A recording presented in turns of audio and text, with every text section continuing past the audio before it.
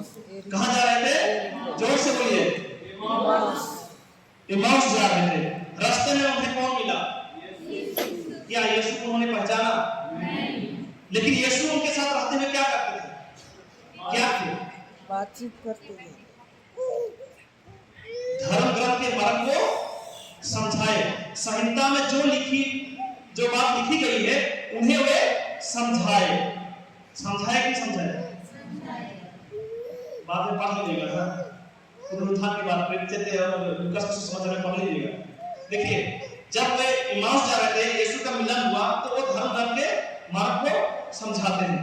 जब इमाउस पहुंचने के बाद रोटी तोड़ते हैं तो उनकी आंखें खुल जाती है और उनकी आंखों से वे क्या हो जाते हैं? ओझल हो जाते हैं। यहाँ पर कई विद्वानों का मानना है कि जब उन्होंने रोटी तोड़ा और किसे दिया? वो दोनों शिष्यों को दिया। जब वे ग्रहण किए तो उनकी आंखें खुल गई। तो जब रोटी ग्रहण किए तो क्या हुआ? आंखों में ओझल होने का मतलब यह है कि वे यीशु के हुए उनके जीवन में एक हो गए। समझ में आ रहा है? जब रोटी तोड़ने के बाद रोटी दिया गया और उन्होंने ग्रहण किया तो यीशु में एक हो गए। जो डरपोक शिष्य यरूशलेम से भाग आए थे, उसी रात को वे क्या करते हैं? यीशु को धारण करने के बाद, अनुभव करने के बाद क्या करते हैं? उसी रात को वे वापस चले जाते हैं। उसी तरह जब हम मिस्सा बलिदान में भाग लेते हैं, मिस्सा बलिदान में भाग लेते हैं, जब वचन की घोषणा की जाती है तो पुरोहित या तो जो भी भाई या बहन वचन को बताते हैं, वचन के मार्ग को समझाते हैं। और पुरोहित जब रोटी को तोड़ता है, देता है, तो हम यीशु को साक्षात रूप से वचन के रूप में और पवित्र शरीर और रक्त के रूप में हम ग्रहण करते हैं। तो इसीलिए हर एक ख्रिस्तीय विश्वासी भाई बहनों को मिस्सा बलिदान में भाग लेना अनिवार्य है। लेकिन आजकल हम देखते हैं ऑनलाइन का जमाना है। क्या ऑनलाइन आप मिस्सा करते हैं? प्रभु को साक्षात रूप से ग्रहण करते हैं? यीशु क्या रोटी के रूप में आपके जीवन में आते हैं? जो प्रभु कहते हैं कि स्वर्ग से उतरी हुई जीवन की रोटी मैं हूं जो संसार को जीवन प्रदान करती है। क्या आप जीवन पाते हैं जब ऑनलाइन का मिस्सा में भाग लेते हैं? हालेलुया। वचन सुनना सीखना अच्छी बात है, मोबाइल सीख सकते हैं, आप लोग सीख लीजिए, इसमें कोई गुनाह नहीं है। लेकिन ऑनलाइन में जब हम मिस्सा करते हैं तो हम प्रभु को व्यक्तिगत रूप से अनुभव नहीं करते हैं। हम व्यक्तिगत रूप से अनुभव कभी हम करते हैं जब हम साक्षात रूप से यीशु को धारण करते हैं। और पवित्र मिस्सा बलिदान में जब हम भाग लेते हैं तो यीशु वचन के रूप में आते हैं, पवित्र परम प्रसाद के रूप में हमारे जीवन में आते हैं। Hallelujah, hallelujah. इसलिए हर एक विश्वासी भाई बहनों को मिस्सा बलिदान में भाग लेना जरूरी है। देखिए, मैं मेरे प्रवचन में 2-3 बातों को मैं रख रहा हूं। क्रूस के महत्व और रक्त हमारे लिए क्या महत्व रखती है। Hallelujah, hallelujah. अच्छा, जब क्रूस की बात मैंने कहा, पाप कहां से आया? अदम वाटिका से। अदम वाटिका में क्या था? अदम हवा, भले बुरे, उसके साथ क्या था? पेड़ था कि नहीं था? पेड़ में क्या लगा था? फल। जब फल खाने के द्वारा पाप का प्रवेश हुआ। अब देखिए, यीशु का मरण तय हो गया है। अभी कनेक्शन में बता रहा हूं कि किस तरह क्रूस के द्वारा, क्रूस किससे बना है? लकड़ी से। लकड़ी कहां से आया? पेड़ से आया। हालेलुया। हमें दार्शनिक शास्त्र पढ़ाया जाता है तो यही हमें शिक्षा दी जाती है तो ढूंढना है कि इसका रूट कोर्स क्या है। ये जो भी हो, दाली या तो कुछ भी हो, पेड़, मान लीजिए टेबल का बात मान लीजिए, टेबल है, टेबल कहां से बना है, किसने बनाया, कैसे आया, हम सब जांच पड़ताल करते हैं। और जांच पड़ताल करने के बाद आखिरी में ये लकड़ी कहां से हमें मिलता है? पेड़ से मिला। ठीक है, पेड़ से मिलता है। तो शैतान उस पेड़ के द्वारा पाप लाया। अब यीशु जो अधिकार परमेश्वर ने आदम हवा को दिया था, उस अधिकार को पेड़ के द्वारा, फल के द्वारा लूट लिया था, छीन ले लिया था। उस अधिकार को यीशु जो है मरने के लिए आए और उस क्रूस के द्वारा उस अधिकार को लूटने के लिए आए। मतलब शैतान से छीन लेने के लिए आए। यही कारण है कि ईश्वर मनुष्य को रूप लेता है और ऐसे नारी को चुनता है। दूसरा योजना जब बनाता है तो उसमें क्या होता है, एक ऐसी योजना है कि एक मां होते हुए भी वो कुंवारी है और कुंवारी होते हुए भी एक मां है। ऐसी योजना, ताकि शैतान उसे स्पर्श ना कर पाए। और हम देखते हैं कि ईश्वर की योजना में कोई कभी नहीं होता है और वो सफलता प्राप्त करता है। लेकिन शैतान चाहता है कि यीशु क्रूस पर ना मरे। शैतान चाहता है कि क्रूस पर ना मरे। जिस पेड़ से मैंने अधिकार को लिया हूं, उस पेड़ के द्वारा इस अधिकार ईश्वर ना ले जाए, यही चाहता है। इसीलिए कई योजना बनाता है, लोगों के द्वारा योजना बनाता है। जैसे हम पेतरुस के पहले पत्र अध्याय 5 उसके 8 में हम पढ़ते हैं। पेतरुस के पहले पत्र अध्याय 5 उसके 8 में पढ़ते हैं, वचन बताती है कि तुम्हारा शत्रु शैतान दहाड़ते हुए सिंह की तरह विचारता है कि कब किसे फाड़ खाए। इसीलिए शैतान हर प्रयास करता है कि यीशु क्रूस तक ना पहुंचे। जो मुक्ति का कार्य परमेश्वर ने बनाया है, उस मुक्ति का कार्य को तहस नहस करने के लिए वो प्रयास करता है। और जब वो बचपन में जब जन्म लेने के बाद राजा हेरोद के द्वारा क्या करता है, राजा हेरोद के द्वारा हर बच्चों को जो 2 वर्ष के नीचे हैं उसे क्या करने के लिए कहता है, मार डालने के लिए कहता है। देखिए शैतान जो है राजा हेरोद का इस्तेमाल करता है ताकि यीशु बड़ा ना हो जाए और क्रूस पर ना मरे। दूसरी योजना हम देखते हैं कैसे शैतान उसे अपने जाल में फंसाने की कोशिश करता है। मत्ती के सुसमाचार है 4 उसके 1 से 11 में पढ़ेंगे तो जब परीक्षा लेता है ईश्वर।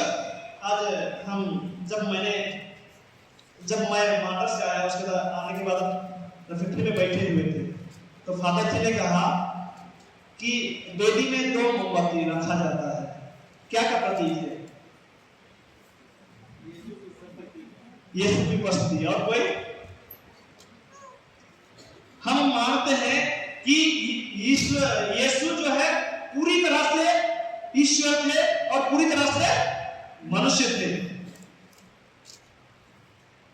यीशु जो है, यदि आपको विश्वास नहीं है तो फिलिपियों के पत्र अध्याय 2 उसके 1 से आप आगे पढ़ लीजिएगा। वहां पर प्री एक्जिस्टेंस ऑफ गॉड के बारे में लिखा गया है। ईश्वर पहले से विद्यमान थे, यीशु पहले से विद्यमान थे, लेकिन वो मानव का रूप लिया। किसके लिए? हमारे लिए, ताकि उस रक्त के द्वारा हमें पाप से उद्धार करे। Hallelujah, hallelujah. तो यहाँ पर हम देखते हैं कि शैतान प्रयास करता है, परीक्षा लेता है। परीक्षा के बारे में फादर जी कुछ बता रहे थे, बता रहे थे प्रलोभन के बारे में। तो देखिए किस तरह शैतान परीक्षा लेता है। दूसरी बात हम देखते हैं मत्ती के सुसमाचार अध्याय 16, 17 और 20 में हम पढ़ते हैं जब यीशु यरूशलेम जाने की बात कहता है और वहां पर कहता है कि मैं यरूशलेम जाऊंगा, सदूसी फरीसी लोग मुझे मारेंगे, पीटेंगे और मुझे क्रूस पर चढ़ा देंगे। तब शैतान अपने प्रिय शिष्य को लेता है, पेतरुस को लेता है और कहता है, मत्ती के सुसमाचार में हम पढ़ते हैं 16 में,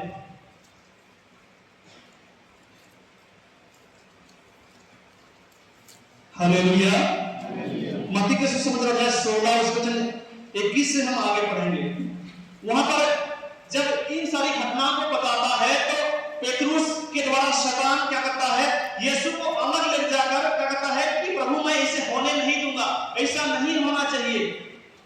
तो यीशु ने जवाब दिया, क्या कहा? हट जाओ शैतान। क्या सचमुच में पेतरुस शैतान थे?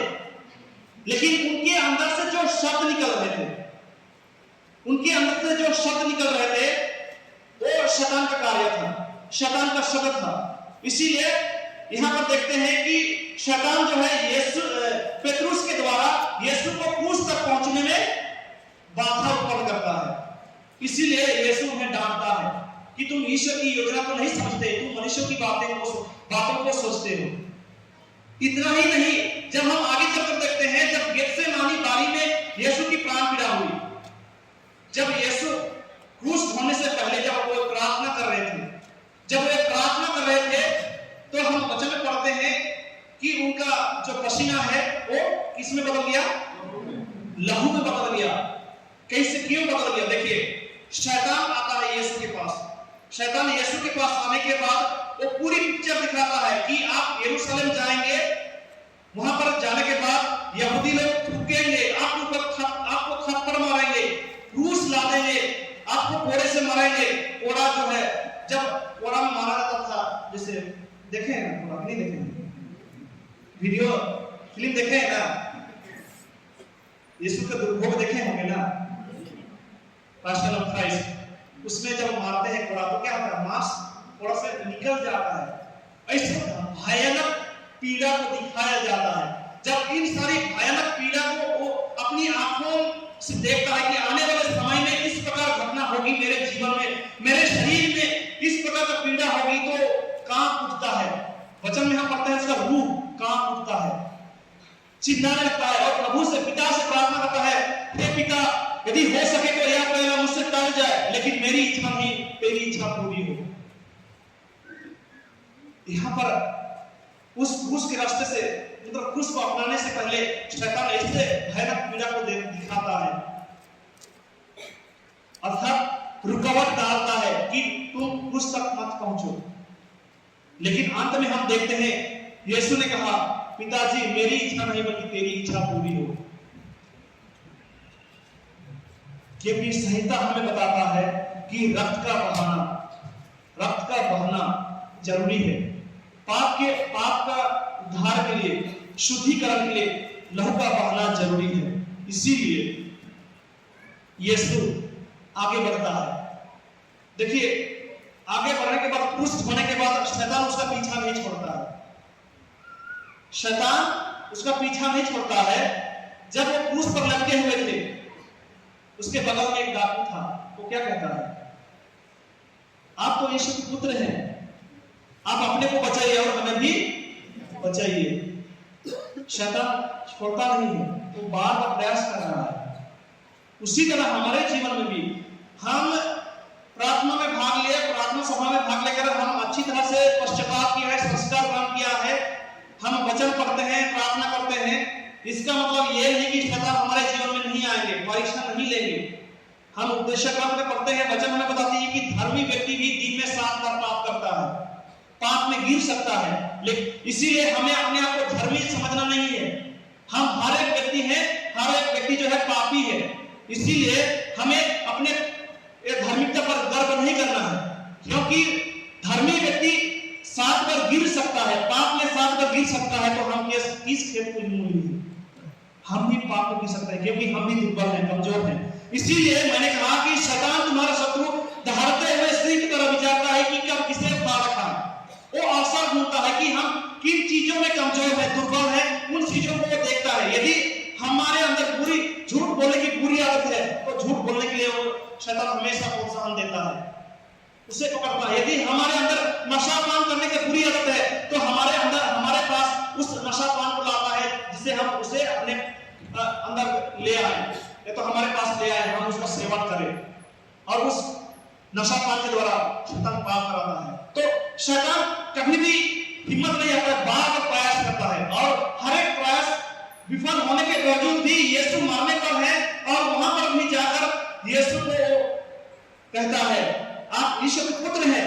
वो डाकू के द्वारा कहता है कि आप ईश्वर के पुत्र हैं, आप अपने को बचाइए और मुझे भी बचाइए, हमें भी बचाइए। हालेलुया। लेकिन अंत में इतना भयानक दुख दर्द के बाद प्रभु कहता है, सब कुछ समाप्त हो चुका है, सब कुछ समाप्त हो चुका है, और वो अपना प्राण त्याग देते हैं। इसका मतलब है कि प्रभु अपने प्राण देकर, जो गेत्सेमानी बारिश से लेकर कलवारी पहाड़ तक, उसके बगल से जो रक्त और जल निकला, उस रक्त और जल के द्वारा हम सबका उद्धार हुआ है, हमें पाप से मुक्ति मिली है। ताली बजा दीजिए। Hallelujah, hallelujah, hallelujah. तो इस तरह परमेश्वर अपना रक्त बहाकर, परमेश्वर अपने पुत्र यीशु को भेजकर हमारे लिए क्या किया? बलिदान कर दिया, हमें दिया, उस प्रेम को प्रकट किया। तो एक क्रूस हमारे लिए प्रेम का प्रतीक है, और इस क्रूस के द्वारा, यीशु के रक्त के द्वारा हमें पापों की क्षमा मिली है। जैसे कि कुरिन्थियों के पहले पत्र अध्याय 15 उसके वचन 3 में हम पढ़ते हैं।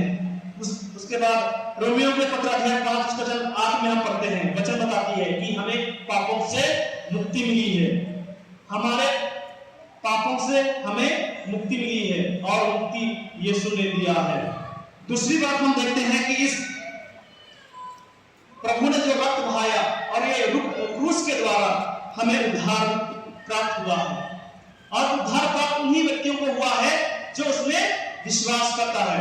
यूहन्ना के सुसमाचार अध्याय 3 उसके वचन 16 में हम पढ़ते हैं, सबको जानते हैं, सबकी जुबान पर है, क्या है? यूहन्ना के सुसमाचार अध्याय 3 उसके वचन 16। ईश्वर ने संसार से इतना प्यार किया कि उसने उसके लिए अपने इकलौते पुत्र को अर्पित कर दिया। ईश्वर ने संसार को इतना प्यार किया कि उसने उसके लिए इकलौते पुत्र को अर्पित कर दिया, ताकि जो कोई उसमें विश्वास करे उसका सर्वनाश ना हो, बल्कि उसे अनंत जीवन मिले। हालेलुया। लेकिन देखिए, ईश्वर ने उद्धार किया है,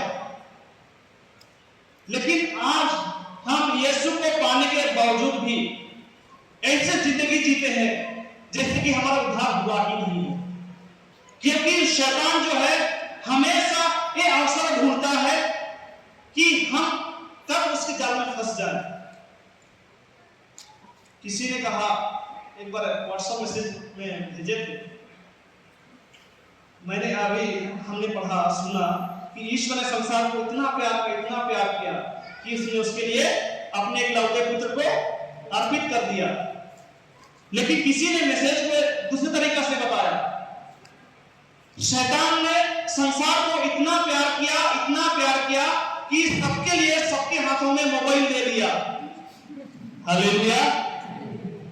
आजकल मोबाइल का जमाना है ना, हर एक व्यक्ति के पास मोबाइल है, एक छत के नीचे रहते हैं लेकिन एक दूसरे के साथ बात नहीं करते हैं। सही है गलत? क्योंकि जो पारिवारिक रिश्ता होना चाहिए ये मोबाइल क्या कर रहा है? दूरियां बना रहा है। हम एक छत के नीचे रहते हैं, एक साथ उठते बैठते हैं, लेकिन साथ में भोजन नहीं करते हैं। ऐसे आज कितने परिवार है जो संध्या के, हालांकि सुबह अपना नौकरी चाकरी जो भी ड्यूटी के ऑफिस के लिए जाना होता है, ठीक है, निकल जाते हैं, लेकिन संध्या के समय में हमें एक साथ मिलकर प्रार्थना करना है, एक साथ मिलकर खाना खाना है, भोजन ग्रहण करना है। लेकिन ऐसा कितना परिवार है जो एक साथ मिलकर खाना खाता है, भोजन करता है, एक साथ मिलकर प्रार्थना करता है। हर एक व्यक्ति ऑफिस से आता है, स्कूल से छुट्टी होकर आता है, खेल के मैदान से वापस लौटता है, खेल से वापस लौटने के बाद हर एक व्यक्ति मोबाइल में पड़ा है, व्हाट्सएप में, सोशल मीडिया में, इंटरनेट में, इंस्टाग्राम में, फेसबुक में, सब कोई पड़ा है, कोई वीडियो देखने में, कोई सीरियल देखने में पड़ा है। और शैतान इन सारी चीजों को बखूबी अच्छी तरह से जानता है कि किस तरह परिवार को बर्बाद करना है। इसीलिए किसी ने वो जो स्टेटमेंट दिया है सच में ये हो रहा है, क्योंकि हर एक व्यक्ति के पास मोबाइल है, हम एक दूसरे की परवाह नहीं करते हैं, हम एक दूसरे के साथ बात नहीं कर पाते हैं। घर में व्यक्ति सामने है, रूम में है, दूसरे रूम वाले व्यक्ति को क्या कर रहा है? फोन करके बुला रहा है। हालेलुया। तो आज हम कैसे कह सकते हैं कि प्रभु ने हमारा उद्धार किया है? यदि हमें प्रभु ने उद्धार किया है तो हमें उस उद्धार को एहसास करना है, हमें एक साथ आना है, मिलजुल कर रहना है, एक साथ बैठकर प्रार्थना करना है, खाना खाना है और एक साथ मिलकर चलना है। क्योंकि हम यहाँ पर है एक यात्री की तरह है, हमारा यात्रा जो है स्वर्ग की ओर है, हमें एक साथ मिलकर चलना है। का अनुसरण नहीं करना है, बल्कि हमें यीशु का अनुसरण करना है। किसी ने सच कहा है, तुम मेरे आगे मत चलो, मैं आपका अनुसरण नहीं करूंगा, मेरे पीछे मत चलो, मैं आपकी अगुवाई नहीं करूंगा, लेकिन तुम मेरे बगल में आओ, हम साथ मिलकर एक दूसरे के हाथ पकड़कर हम आगे बढ़ेंगे। यदि हम एक दूसरे के हाथ पकड़कर हम आगे बढ़ते हैं, एकता में क्या है? बल है। तो परमेश्वर यही चाहता है एकता, ताकि हम सब, हमारा किसी का विनाश ना हो। परमेश्वर यही चाहता है कि किसी मानव का विनाश ना हो, इसीलिए उन्होंने अपना रक्त बहाया और क्रूस पर अपना प्राण दिया ताकि हम सबका उद्धार हो पाए। लेकिन आज हम हमारे घर परिवारों में हम देखते हैं, हमारे घर में ही एकता नहीं है, हम एक साथ नहीं रहते हैं, हमारे गांव में एकता नहीं है, हम एक दूसरे की मदद नहीं कर पाते हैं, तो हम एक कैसे कह सकते हैं कि हमारा उद्धार हुआ है? Hallelujah, hallelujah. तो तीसरी बात यह है, इस क्रूस के द्वारा हमें नया जीवन मिला है। वचन बताती है कुरिन्थियों में दूसरे पत्र अध्याय 5:17 में हम पढ़ते हैं, यीशु मसीह में जो व्यक्ति है वो नई सृष्टि बन गया है। इसका मतलब यह है कि पुरानी सब चीज खत्म हो चुका है। इसीलिए रोमियो के पत्र अध्याय 12:2 हमें बताती है, तुम नया स्वभाव धारण करो, तुम अपने देखने के नजरिया को बदलो। तो कलीसिया हम सबको एक विशेष अवसर दिया है। मेरा समय हो गया। हालेलुया। कलीसिया हम सबको एक विशेष अवसर दिया है।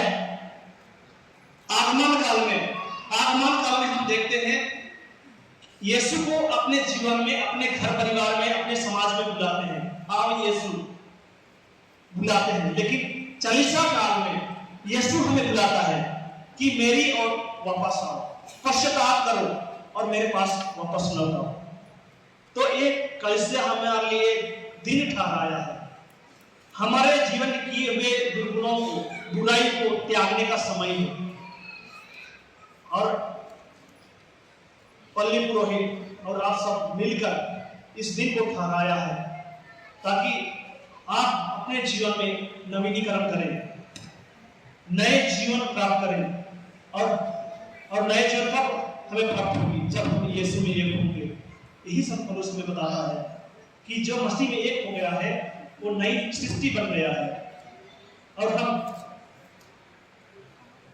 पौलुस के बारे में पढ़ते हैं, गलातियों के पत्र अध्याय 2:20 में हम पढ़ते हैं, वचन बताती है। देखिए, पौलुस जो है खूंखार व्यक्ति था, जो यीशु में विश्वास करते थे उन्हें मारता था, पीटता था, बंदीगृह में डालता था। लेकिन जब उन्होंने व्यक्तिगत रूप से अनुभव किया यीशु को, तब उन्होंने कहा कि अब मैं जीवित नहीं रहा बल्कि यीशु मुझ में जीवित है। तो आइए हम यही मनोभाव लेकर हम अपने जीवन को देखें, परखें, हमारे अंदर कौन सी ऐसी चीजें हैं जो ईश्वर और मुझ में जो एक दीवार बनकर खड़ा है। उन सारी बुराइयों को त्यागने के लिए हम निर्णय लें और सच्चा पश्चाताप करते हुए प्रभु के पास आए और प्रभु में एक हो जाए और हमें नया जीवन प्राप्त हो। हालेलुया। उसका चिन्ह पिता और पुत्र और पवित्र आत्मा के नाम पर